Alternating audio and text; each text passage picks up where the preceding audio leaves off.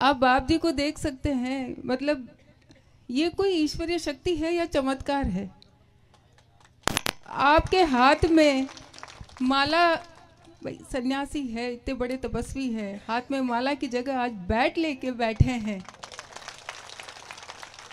तो आप समझ सकते हैं कि ये कोई ईश्वरीय शक्ति है जो काम कर रही है, कि आज बाप जी का आशीर्वाद इस बेटी के साथ है। मैं आपको बहुत बहुत धन्यवाद देती हूँ बाप जी, क्योंकि अगर आप नहीं होते तो ये प्रियंका पता नहीं क्या होता। इसलिए आपको मैं सबसे ज़्यादा, मैं अगर अपना जीवन भी बाप जी को समर्पित कर दूं तो भी कम है। मैं इनको आपको बहुत बहुत प्रणाम करती हूँ और मैं मानती हूँ कि ये शायद बुजुर्गों का आशीर्वाद है, रामदास जी का, गंगाराम जी का, क्योंकि वो नहीं है तो शायद उनका आशीर्वाद है कि उन्होंने बाप जी को इस बच्ची के लिए भेजा।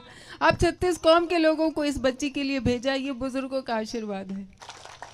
पैसे बहुतों के पास होते हैं लेकिन देने का मन बहुत कम लोगों के पास होता है, और वो भी जो वंचित समाज हैं, जिस ज़रूरतमंद हैं, उनको देने का काम अगर किया है तो आदरणीय लूण सिंह जी झाला साहब ने किया थी। यूँ लग रहा था कि अब गंगाराम जी नहीं है तो क्या होगा, ऐसा लगा माथे पे छत नहीं है, तो मन बहुत घबराया था कि अब क्या करेंगे, कैसे होगा।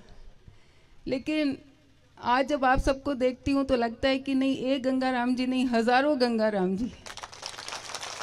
जैसे गंगाराम जी मेरे सिर पे हाथ रख के कहते थे कि बेटा चिंता मत कर, सब ठीक होगा, ऐसे कितने बुजुर्ग हैं जिन्होंने मेरे माथे पे हाथ रख के कहा बेटा चिंता मत कर, ठीक होगा।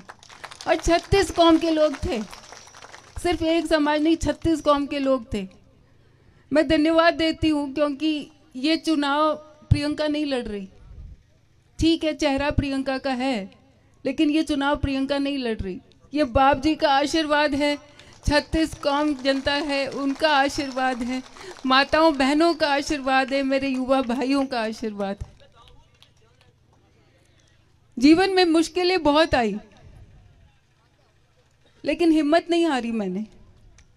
जब बच्चा 2.5 साल का था, मेरा बेटा 2.5 साल का था, जब उसके पिताजी नहीं रहे, वो बहुत मुश्किल समय था, लेकिन तब भी मैंने हिम्मत रखी। और गंगाराम जी चूँकि पढ़ाई के प्रति बहुत ज़्यादा थे तो उन्होंने कहा कि नहीं, मेरी इस बच्ची को वापस पढ़ाऊंगा ताकि अपने बेटे को बड़ा कर सके, और तब उन्होंने मुझे डॉक्टर की पढ़ाई करने भेजा।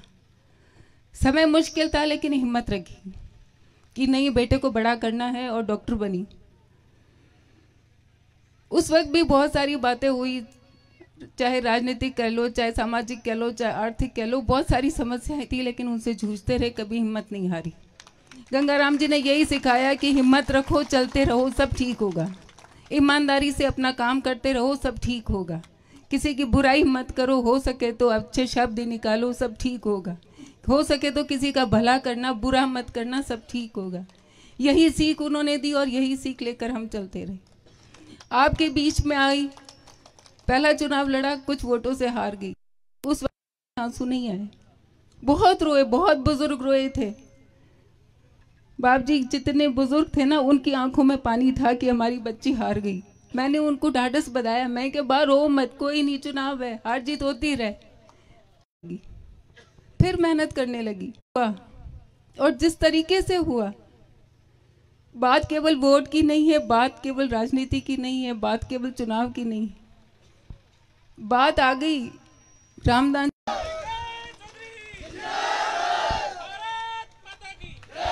मैं धन्यवाद देती हूँ 36 कौम की जनता का, जिन्होंने मेरा हाथ पकड़ा, मेरे माथे पर। बुजुर्ग आए हैं, आपसे भी आग्रह करती हूँ कि मेरे ऊपर आशीर्वाद बनाए रखना, और मैं मानती हूँ ये संतों का आशीर्वाद है, ये बुजुर्गों का आशीर्वाद है कि इस जाजम पर आज ना कोई राजनीतिक दल है, ना कोई पार्टी का नाम है, ना कोई जाति का नाम है, ना कोई धर्म का नाम है। आज हर दल के, हर समाज के, हर जाति बिरादरी से, हर धर्म से लोग इकट्ठे हुए। क्यों इकट्ठे हुए? कि इस बेटी के लिए, इस बहन के लिए। किसके नाम पर इकट्ठे हुए? रामदास जी और गंगाराम जी के लिए।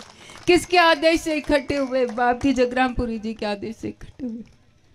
मैं आप सबसे एक ही विनती करती हूँ कि इस बेटी को आशीर्वाद बनाए रखना, इस बहन पे आशीर्वाद बनाए रखना।